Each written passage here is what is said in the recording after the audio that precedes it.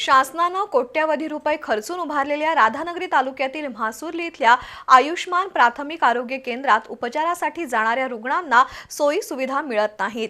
त्यामुळे नागरिकांमधून तीव्र संताप व्यक्त होतोय। आरोग्य विभागानं इथलं आरोग्य केंद्र पूर्ण क्षमतेनं सुरू करण्यासाठी प्रयत्न करावेत, अन्यथा तीव्र आंदोलन छेडण्याचा इशारा वंचित बहुजन आघाडीच्या वतीनं देण्यात आलाय। राधानगरी तालुक्यातील दुर्गम धामणी खोऱ्यामधील जनतेच्या आरोग्य सेवेसाठी म्हासुर्लीमध्ये शासनानं आयुष्मान प्राथमिक आरोग्य केंद्र सुरू केलंय। हे प्राथमिक आरोग्य केंद्र म्हासुर्ली, कोनोली, गौशी, मानबेट या मुख्य गावासह गगनबावडा आणि पन्हाळा तालुक्यातील काही गावांमधील जनतेला आधारवड ठरतंय। गेल्या 1 वर्षापासून आरोग्य विभागानं म्हासुर्ली इथल्या आयुष्मान प्राथमिक आरोग्य केंद्रात तालुक्यातील इतर प्राथमिक आरोग्य केंद्रातील कर्मचाऱ्यांची तात्पुरती नेमणूक करून हे केंद्र सुरू ठेवलंय।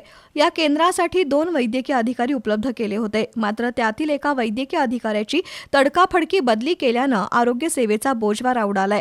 इथल्या आयुष्मान प्राथमिक आरोग्य केंद्रात लाखो रुपयांची ECG मशीन, रक्त लघवी तपासणी यंत्रणा तसंच प्रसूती विभाग असून सर्व मशिनरी धूळ खात पडल्या आहेत। आरोग्य कर्मचाऱ्यांअभावी रुग्णांना उपचारासाठी 11 किलोमीटरवरील धामोडमधील आयुष्मान केंद्रात जावं लागत असल्यानं रुग्णांची ससे होलपट होत आहे। त्यामुळे आरोग्य विभागानं आयुष्मान प्राथमिक आरोग्य केंद्रातील सर्व कर्मचारी पदं भरून पूर्ण क्षमतेनं आरोग्य केंद्र सुरू ठेवावं, अन्यथा तीव्र आंदोलन छेडण्याचा इशारा वंचित बहुजन आघाडीच्या वतीनं देण्यात आलाय।